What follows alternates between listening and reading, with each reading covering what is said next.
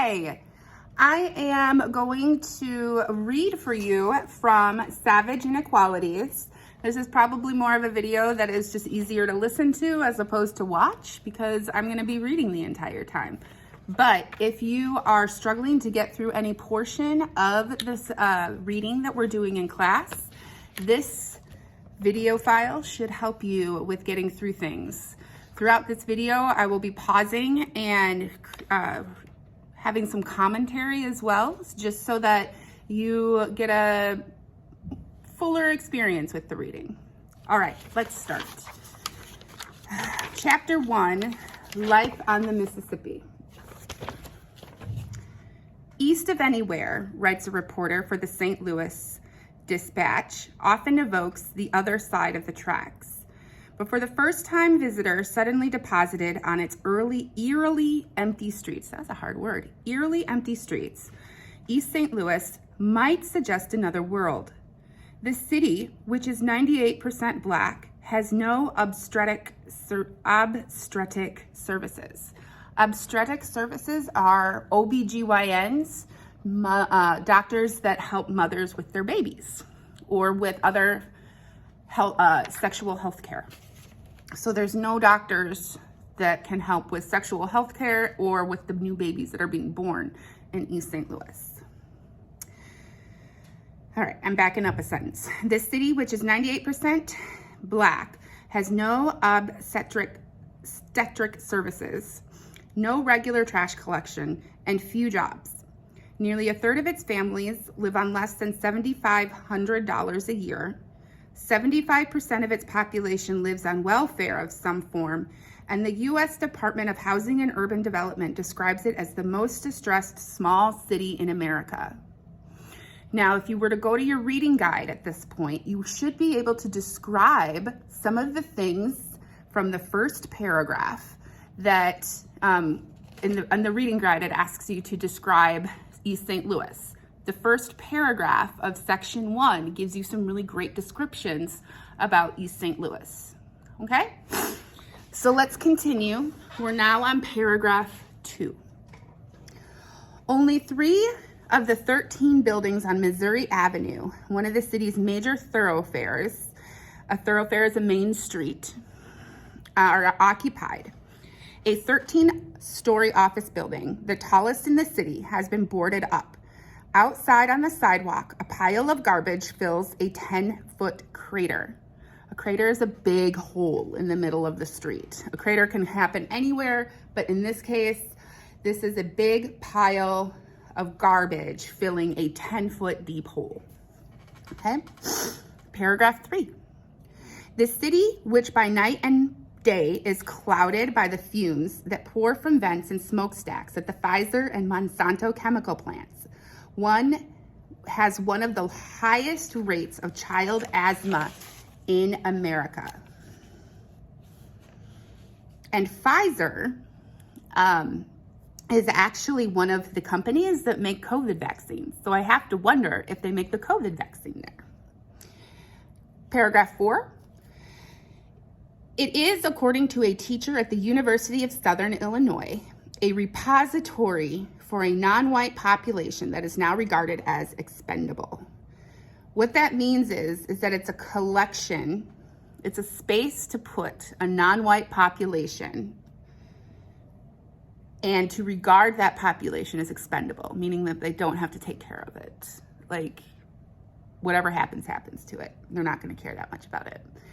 Having to live in a city where that is a main idea, a main thought process for your leaders to be following could be really depressing.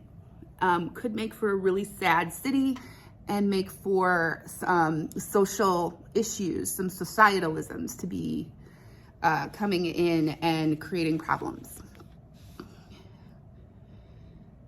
The Post-Dispatch describes it as America's Soweto. And that Soweto is I'm trying to think of the good word. It's a type of a ghetto.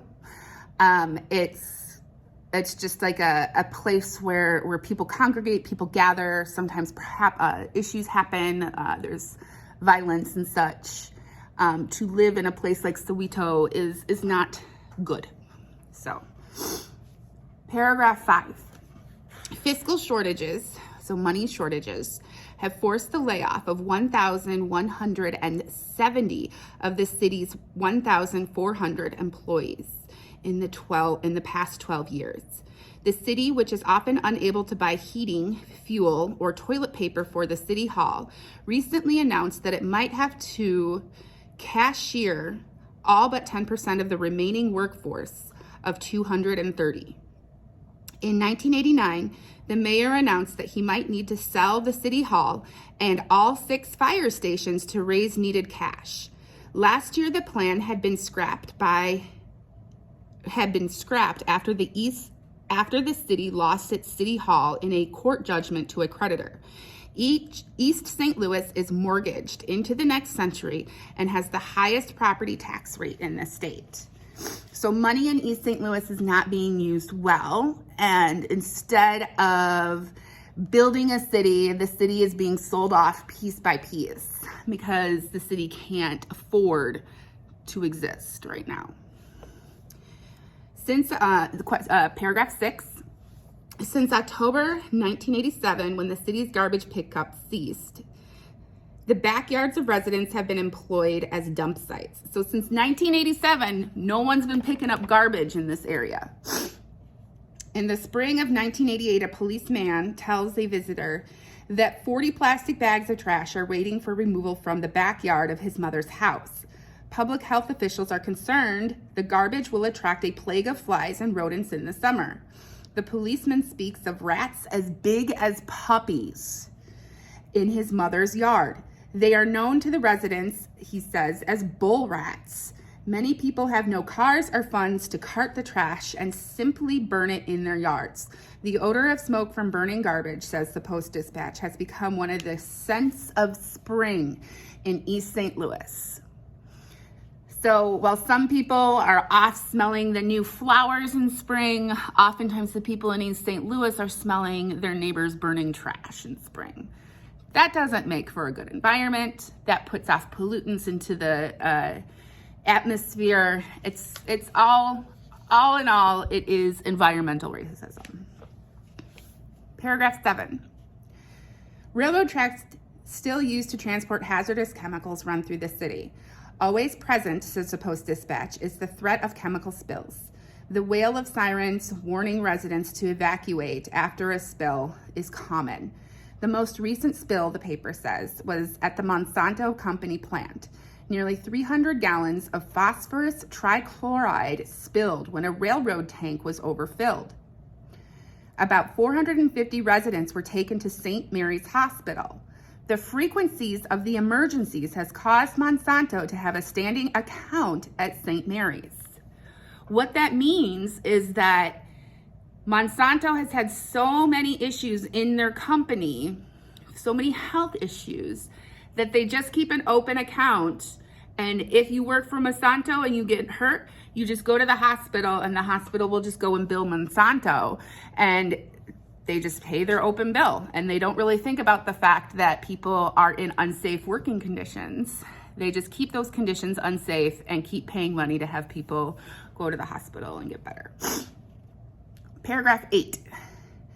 In March of 1989, a task force appointed by Governor James Thompson noted that the city was in debt by more than $40 million and proposed emergency state loans to pay for garbage collection and to keep police and fire departments in continued operation. The governor, however, blamed the mayor and his administrators, almost all of whom were Black.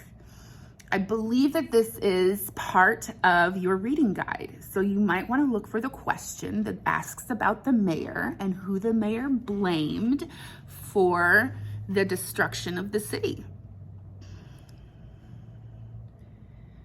The governor, however, blamed the mayor and his administrators, almost all of whom were Black, and refused to grant the loans unless the mayor resigned. Thompson's response, said a Republican state legislator, made my heart feel good. It's unfortunate, but the essence of the problem in East St. Louis is the people who are running things. Paragraph 9.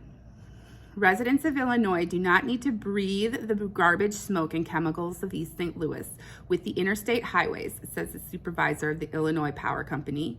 You can ride around the place and just keep going. East St. Louis, paragraph 10, East St. Louis lies in the heart of the American Bottoms, the floodplain on the east side of the Mississippi River, opposite of St. Louis. To the east of the city lies the Illinois Bluffs, which surround the floodplain in a semicircle. Towns on the bluffs are predominantly white and do not welcome visitors from East St. Louis. The two tiers, the bluffs and the bottoms, writes James Nolan, a professor of public policy at Knox College, have long represented different worlds.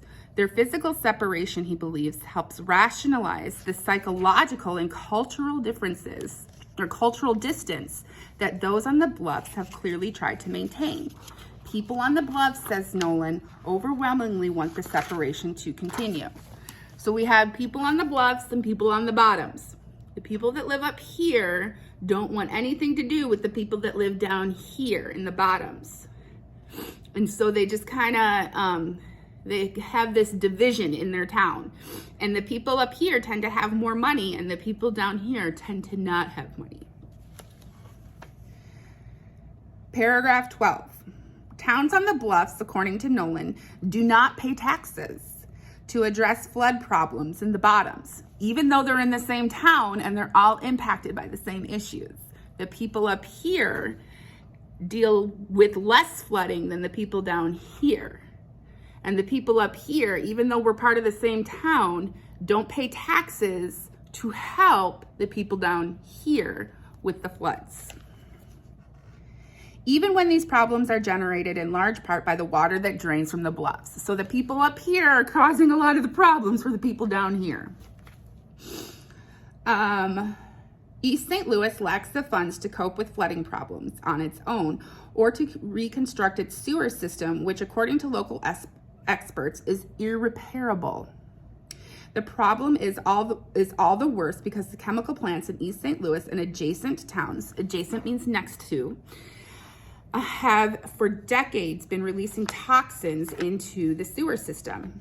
The pattern of concentrating Black communities in easily flooded lowland areas is not unusual in the United States. Further down the river, for example, in the delta town of Tunica, Mississippi, people in the Black communities of Sugar Ditch live in shacks by open sewers that are commonly believed to be responsible for the high incidence of liver tumors and abscesses found in children.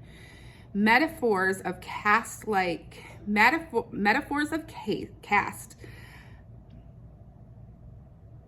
these are everywhere in the United States. Sadly, although dirt and water flow downhill, money and services do not. The caste system is a system that is used in some other countries, and it's just kind of like a social hierarchy. And when we're thinking of families that are living in low-level floodplains in areas where there's not enough water or resources for them, they're kind of considered on the lower bottom of that caste system. While we don't necessarily try to participate in a caste system here in the United States, sometimes our living situations do tend to mirror that. Okay, paragraph 14. The dangers of exposure to raw sewage, which backs up repeatedly in the homes of residents in East St. Louis, were first noticed in the spring of 1989 at a public housing project. Villa Griffin. Raw sewage, says the Post-Dispatch, overflowed into a playground just behind the housing project, which is home to 187 children, forming an oozing lake of tainted water. 2 schoolgirls, we are told, experienced hair loss since raw sewage flowed into their homes. While local physicians were not certain whether loss of hair is caused by the raw sewage, they have issued warnings that exposure to raw sewage can provoke a cholera or hepatitis outbreak. A St. Louis health official voices her dismay that children live with waste in their backyards. The development of working sewage systems made cities livable 100 years ago, she notes. Sewage systems separate us from the third world. It's a terrible way to live, says a mother at the Villa Griffin homes. As she bails, she's taking a bucket, filling it up with the gross water, and then throwing it out her window. As she bails raw sewage from her sink, health officials warn again of cholera, and this time of typhoid also. 2 diseases that we have eradicated, however, are making a comeback because people don't have safe, clean, equitable living arrangements. Paragraph 16.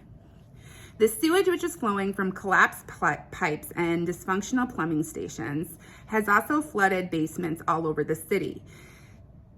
The city's vacuum truck, which uses water and suction to unclog the city's sewers, cannot be used because it needs $5,000 in repairs.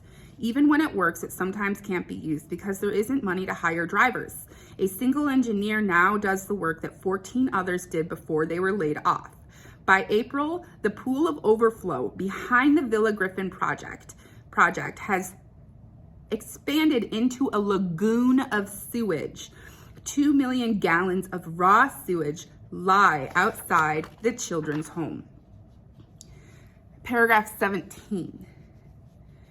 In May, another health emergency develops.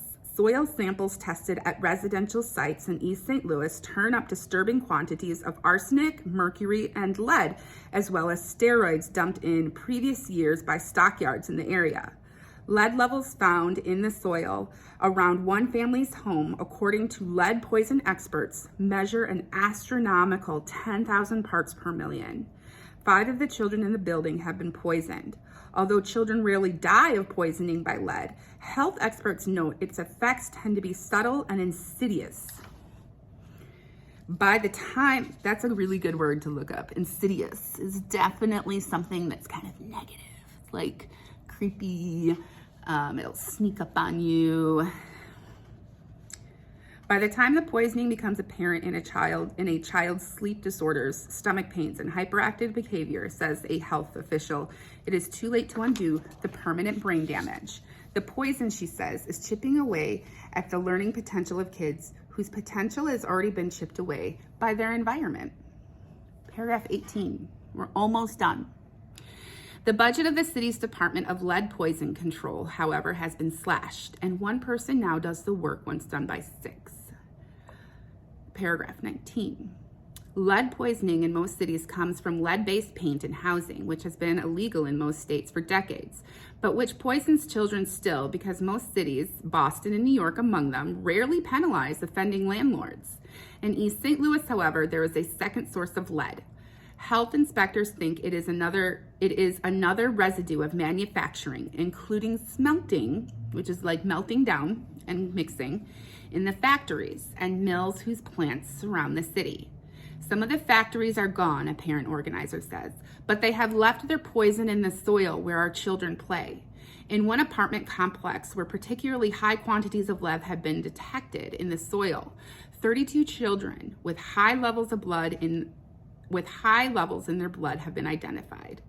I anticipate finding my whole city contaminated, says the health examiner. All right, that is section 1 of Savage Inequalities. Feel free to check out my other section videos if you want help getting through your reading. Thanks for checking in. Bye.